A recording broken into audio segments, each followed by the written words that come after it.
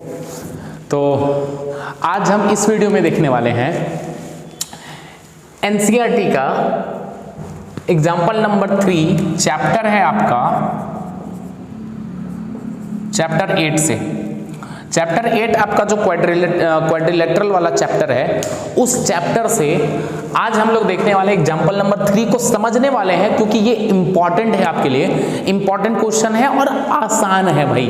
ठीक है, तो एग्जाम्पल ये बना हुआ है एनसीईआरटी में आपका, पर आप समझिए कि कैसे हम लोग करते हैं, बेसिकली उसको समझते हैं हम लोग। सॉल्यूशन देखो, पहले तो आप समझ लीजिए कि क्वेश्चन क्या रहा है। क्वेश्चन क्या है, ध्यान से समझिएगा। ABC एक आइसोसेलेस ट्रायंगल है, ABC एक आइसोसेलेस ट्रायंगल है। देख लीजिए, आइसोसेलेस है तो ऑब्वियस सी बात है AB एंड AC हमारा इक्वल होगा। In which AB equals to AC दिया भी हुआ है, AB equals to AC। AD bisects exterior angle PAC। ये जो PAC है, ये जो PAC बड़ा सा बाहर में जो एंगल आप देख रहे हो, ये जो PAC है ये वाला, इस PAC को ये जो AD लाइन है वो बाइसेक्ट कर रहा है। मतलब ये वाला और ये वाला ऑब्वियस सी बात है कि इक्वल होगा, क्योंकि बाइसेक्टर है। एंड CD, ये जब CD वो AB के पैरेलल है भाई। सो दैट मुझे दो चीजें प्रूफ करनी है, एंगल DAC यानी कि ये वाला एंगल इक्वल होगा BCA के। ये चीज पहला मुझे प्रूफ करना है। दूसरा मुझे प्रूफ करना है ABCD एक पैरेललोग्राम है।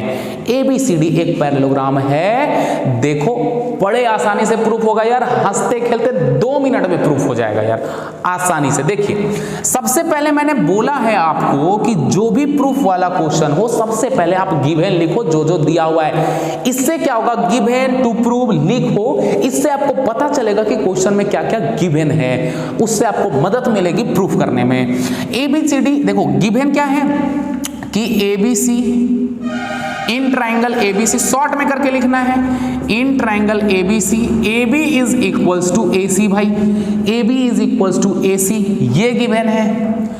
AD is the bisector of angle PAC। PAC का AD जो है वो बाइसेक्टर है। एंड क्या दिया हुआ है, एंड दिया हुआ है CD is parallel to AB। ये जो CD है वो AB के पैरेलल है भाई, पैरेलल है। इतना चीज गिवन है। अब इसके बाद देखते हैं, गिवन हो गया हमारा, तो अब लिखेंगे टू प्रूव हमको क्या करनी है, प्रूव करनी है मुझे ये दोनों चीज लिख देंगे आराम से कि angle DAC is equal to angle BCA, दूसरा ABCD इज पैरेललोग्राम। चलिए भाई, अब हम प्रूफ में आते हैं। प्रूफ इतना आसान है आप सोच भी नहीं सकते, बहुत आसान है। देखिए, मतलब अब स्टार्ट करो। मैंने बोला है ना कि मैंने हर समय आपको बोला है, हर समय मैं बच्चों को यही बोलता हूं कि क्वेश्चन में जो गिवन है, this is the most larger hint to you. English बोलिए भाई, खतरनाक। मतलब ये है कि टूटा फूटा है कि ये बात है कि जो दिया हुआ गिवन चीज है ना, वो गिवन चीज आपके लिए सबसे बड़ा हिंट है यार, वही चीज है। तो स्टार्ट करेंगे वहीं से हम। ABC एक आइसोसेलेस ट्रायंगल है, बोलेंगे कि in triangle ABC AB is equals to AC ना, AB is equals to AC। और इसके पहले ट्रायंगल वाला चैप्टर में क्या पढ़े हैं कि अगर यदि AB AC का इक्वल है तो AB के अपोजिट वाला एंगल ये इक्वल होगा AC के अपोजिट वाले एंगल B से। Angle opposite to equal side are equal, बोल दे भाई है। तो भाई कर ले यार, कर ले, आसान है। ABC में AB इक्वल्स टू AC है, तो AB के अपोजिट वाला एंगल BCA नहीं है, देख लो भाई, BCA क्या इक्वल होगा AC के अपोजिट वाले एंगल ABC के, एंगल ABC के, बिल्कुल होगा यार, बिल्कुल होगा। कहां से, ब्रैकेट में लिख देंगे, angle opposite to equal side से ये दोनों एंगल आपस में इक्वल होंगे भाई। ठीक, अब आगे बढ़ते हैं। नेक्स्ट प्रॉपर्टी क्या कह रहा है, देखिए तो क्वेश्चन में कि ये जो PAC है वो एक्सटीरियर एंगल है ना, PAC एक्सटीरियर एंगल है। एक्सटीरियर एंगल का प्रॉपर्टी आपने क्या पढ़ा है, जरा मैं याद करवा दूं कि ये जो एक्सटीरियर एंगल होगा वो इन दोनों इंटीरियर अपोजिट एंगल के सम के बराबर होता है। Exterior angle is equal to the sum of interior opposite angle. So this is interior opposite angle which is equal to the sum जिसका सम जो है वो एक्सटीरियर के बराबर होता है। तो यहां पर ये जो पूरा का पूरा PAC है, ये पूरा का पूरा PAC है, क्या in triangle ABC BA produce to P, तो एंगल PAC C और B के सम के बराबर नहीं होगा? बिल्कुल होगा यार। तो वही चीज हम यहां पे लिख देंगे कि in triangle ABC BA produced to P, मतलब PA को प्रोड्यूस किया गया तो भाई P तक ही नहीं किया गया, आगे भी किया गया। PA एंड BA ऐसे लिख दो यार, and BA is produced, BA को प्रोड्यूस किया गया। तो BA को जैसे ही प्रोड्यूस किया गया तो ये जो एंगल PAC है भाई, एंगल यहां पे फिगर से जो हमको PAC दिख रहा है, क्या ये PAC angle BCA plus angle ABC के सम के बराबर नहीं हुआ? देखो तो ABC और BCA के सम के बराबर हो गया। और इसको अब देखो ध्यान से, अब यहां जस्ट ऊपर देखो, क्या ABC BCA के बराबर है? तो क्या हम ABC की जगह BCA नहीं लिख सकते हैं भाई? आराम से लिख सकते हैं, बिना सोचे समझे। आप चुपचाप से ABC की जगह क्या लिखो? BCA। अब इसी में कोई लड़का या कोई लड़की पूछेगी ना कि सर ABC के ही जगह BCA काहे लिखेंगे सर, BCA के जगह पे हम ABC काहे नहीं लिखेंगे? गुड क्वेश्चन भाई। देख, क्योंकि मुझे जो प्रूफ करना है, मुझे BCA लाना है प्रूफ में। देखो यहाँ पे BCA लाना है DAC के, तो हम BCA को लेंगे। तो दैट्स वाई यहां पर ये जो PAC को ऐसे ही रहने देंगे, BCA को भी हम BCA ही रहने देंगे, बट लेकिन परंतु ABC को हम लिख देंगे एंगल BCA। क्यों भाई? सिंस ABC इक्वल है BCA के, इसलिए कोई दिक्कत वाली बात नहीं है ना यार, सॉरी कोई दिक्कत वाली बात नहीं है। और जब ये इक्वल है तो देखो तो BCA मैं अब यहां कर दूं, क्योंकि नीचे आपको तो दिख नहीं रहा होगा। ये जो अब यहां पर एंगल PAC है उसको नहीं लिख सकते हैं 2 एंगल BCA, इसको मान लेना फर्स्ट, इसको मान लेंगे इक्वेशन 1। बोल दो भाई समझ में आ रहा है? बिल्कुल समझ में आ रहा होगा, उम्मीद तो हम यही करते हैं। अब ये आ गया, अब इसके बाद क्या कर लें? अब फिर देखो, मैंने AB बराबर AC का भी यूज कर लिया, AD इज द बाइसेक्टर। अब देखो उसके बाद मैंने क्या यूज किया? एक्सटीरियर एंगल का भी यूज कर लिया। अब क्या बचा है? बचा क्या है भाई? बचा है देखो ये बाइसेक्टर ऑफ PAC। तो अब क्या हम अभी बोले ना कि एंगल PAC को लिख सकते हैं PAD, angle PAD plus angle DAC लिख सकते हैं, प्लस एंगल DAC। PAC को इन दोनों के सम में लिख सकते हैं भाई लिख सकते हैं यार।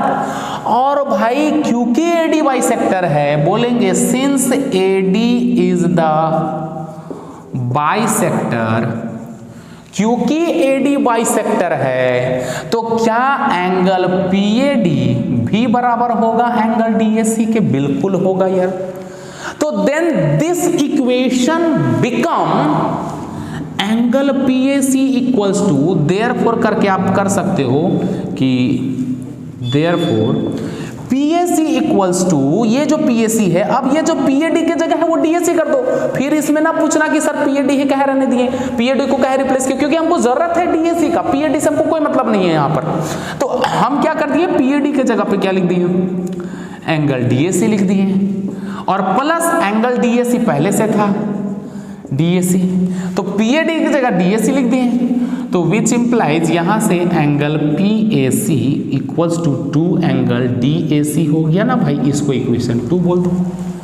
और जरा जरा जरा गौर फरमाएंगे, गौर क्या फरमाएंगे कि जरा 1 और 2 को जरा देखें, 1 और 2 को जरा देखें, क्या है PAC भी इसके बराबर, PAC इसके बराबर, लेफ्ट हैंड साइड बराबर, तो क्या राइट हैंड साइड भी बराबर होगा। तो हम क्या ये कह नहीं सकते, बिल्कुल कह सकते हैं, फ्रॉम इक्वेशन 1 and 2 क्या हो जाएगा, 2 एंगल BCA बराबर 2 एंगल DAC, 2 खचाक खचाक कट दो, क्या आ जाएगा, एंगल BCA बराबर एंगल DAC। और 9th में हो तो इतना तो आप समझदार होगे कि DAC बराबर BCA बोले चाहे BCA बराबर DAC बोले, बतिया तो एक के है, फिर भी मन की संतुष्टि के लिए मैं आपको यही लिख देता हूँ भाई। क्या पहला प्रूफ हुआ, this is your first proof. बोलो कितना आसान था। समरी करें, समराइज करें एक बार, तो मैंने सबसे पहले यूज किया देखा जाए तो एक्सटीरियर एंगल प्रॉपर्टी, देन मैंने बाइसेक्टर का यूज किया, रिप्लेस किया, और बस इक्वेशन और 1 और 2 को इक्वेट कर दिया। बस एक बार फिर से आप नहीं आएगा तो देख सकते हो, रिवाइंड करके देख लेना यार, स्क्रीनशॉट ले लो यार, ठीक है। वैसे तो बना हुआ है आपका, पर ठीक है देख लो। अब आगे सेकंड में क्या बोला है, 20 ABCD इज अ पैरेललोग्राम। अब हम लोग चलते हैं ABCD को पैरेललोग्राम प्रूफ करते हैं भाई, ध्यान से देखो, इधर तो अब हम मिटा ही देंगे।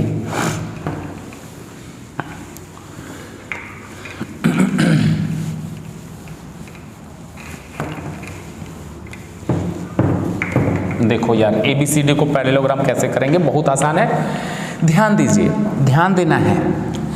क्या सेकंड प्रूफ में कि जो पहले जो देखो फर्स्ट वाला जो प्रूफ है ना, उसी का यूज करेंगे, वही वाला यूज हम लोग करने वाले हैं। क्या यहां पर एंगल DAC बराबर है एंगल BCA के, हम लोग बोलेंगे प्रूफ तो अब मैंने किया है, अभी अभी प्रूफ किया भाई।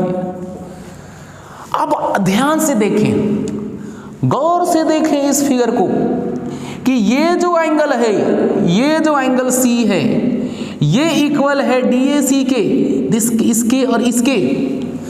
ये दोनों आपको Z के जैसा, उल्टा Z के जैसा नहीं नजर आ रहा है, तो फिर से तो क्या ये अल्टरनेट इंटीरियर नहीं हो गया, अरे हो गया। ये और ये alternate interior with BC parallel to AD। भाई जब ये और ये इक्वल है और ये अल्टरनेट बना रहा है, तो इसका मतलब BC पैरेलल AD हो जाएगा। तो यहां पे बोल देंगे कि these are alternate interior angle with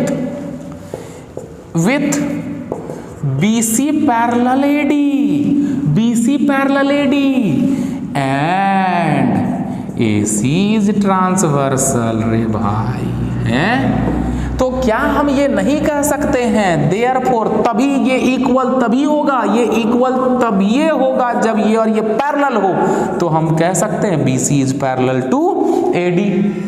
भाई BC is parallel to AD, BC is parallel to AD and AB is already, AB is parallel to CD। ये तो भाईवा गिवन था ना यार, ये 1 ये 2, ये तो गिवन है यार, क्वेश्चन में दिया है यार, क्या बताएं हम आपको, कितना आसान है। BC पैरेलल AD और AB, देखो BC पैरेलल AD अब ये प्रूफ किए, और AB पैरेलल CD दिया था क्वेश्चन में, तो भाई अपोजिट साइड इक्विलैटरल का अपोजिट साइड पैरेलल नहीं हो गया, और भाई अपोजिट साइड पैरेलल हो गया तो ABCD पैरेलल होगा। ले भाई क्या बात करते हैं सर आप। तो क्या हम ये कह सकते हैं from equation 1 and 2 BC parallel AD, AB parallel, ABCD is a parallelogram. भाई प्रूफ हो गया। इस छोटे से क्वेश्चन में इतना टाइम नहीं लगाना चाहिए था, पर हाँ ज्योमेट्री जिनको समझ में जल्दी नहीं आता उसके लिए मैंने किया बेटा। जिनको अच्छे से समझ में आ जाता है वीडियो को स्पीड में करके देख सकते हैं भाई, सारा ऑप्शन यूट्यूब में दे रखा है भाई, ठीक है। तो उम्मीद है ये क्वेश्चन आपको समझ में आया होगा। हम नेक्स्ट वीडियो में इसके अगले वाले एग्जांपल्स को करेंगे, ठीक है, जो मतलब ऑलमोस्ट हम एनसीईआरटी के सारे क्वेश्चंस को करेंगे हम, ठीक है, तो वीडियो वाइज, ठीक है। तो बने रहिए मेरे साथ और मस्त रहो, खाते पीते रहो, लॉकडाउन में आराम से घर में रहिए, खेलिए कूदिए, पढ़िए लिखिए,